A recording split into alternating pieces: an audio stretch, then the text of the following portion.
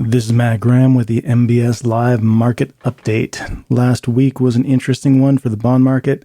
We had some pretty substantial gains right out of the gate, and at first glance it seemed logical that this would be connected to the outbreak of war, or technically conflict, depending on whom you ask, between Israel and Gaza or Hamas, and that kicked off the week with a sharp move lower in yields, or so it would seem.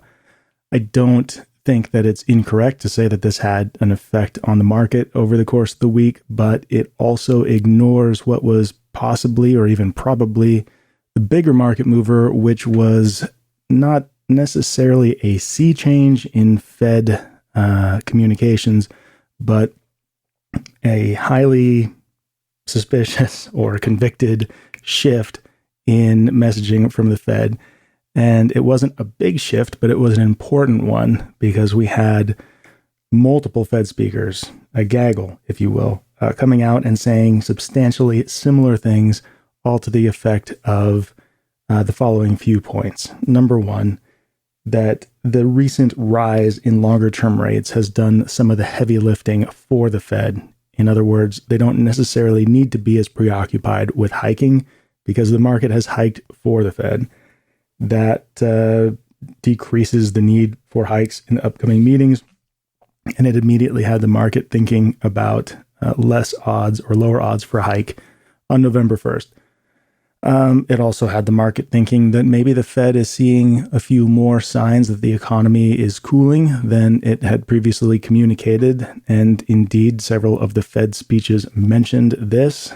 Some of the speakers said we're seeing a really welcome change in the pace of inflation. We're seeing the economic cooling that we're looking for, and things of that nature. The speeches were nonstop from the beginning of the week. Here are a couple highlights. Fed's Jefferson on Monday said we had to balance the risk of not having tightened enough against the risk of being too restrictive. And in assessing future policy changes, I'll keep in mind that financial conditions are tighter due to higher bond yields. That sort of reiterates a few of the things that we just talked about. Fed's Bostic, Atlanta Fed President Bostic, on Monday said, or on Tuesday morning, said inflation's improved considerably, but there's still more work to do. Current policy stance is restrictive enough to restore 2% inflation. Many impacts are yet to be felt. And yeah, so that's another point that they were making, is that there's a lot of restriction in the pipeline, and there's a lag between these rate hikes and what they do to the economy and inflation. So it's time to be patient. And he and several others flat out said, we don't need to hike rates anymore.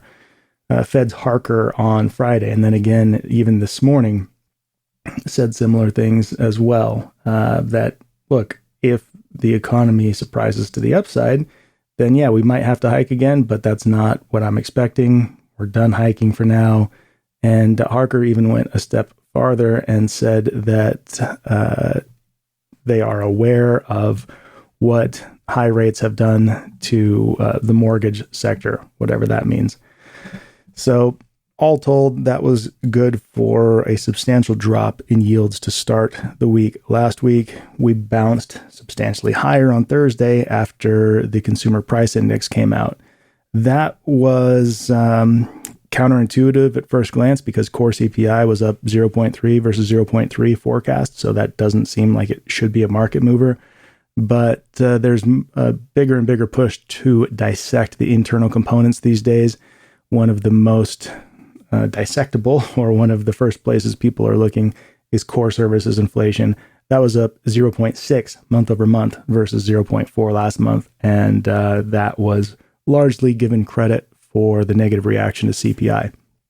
So CPI pushed yields back higher, and we recovered on Friday. At the time, we suspected that had to do with position squaring. Nobody really wants to be overly short on the bond market going into a weekend where full-fledged war could break out. And also, position squaring ahead of a weekend in general, regardless of geopolitical risks, is a thing that we often see these days. Now, starting the new week without a more abject escalation of tensions in the Middle East, and with short positions coming back into the market, bonds are starting off. Not going to re-record it. Bonds are starting off moving back toward higher yields, but not any higher than they were at the height of last week. And that is still much lower than they were the previous week.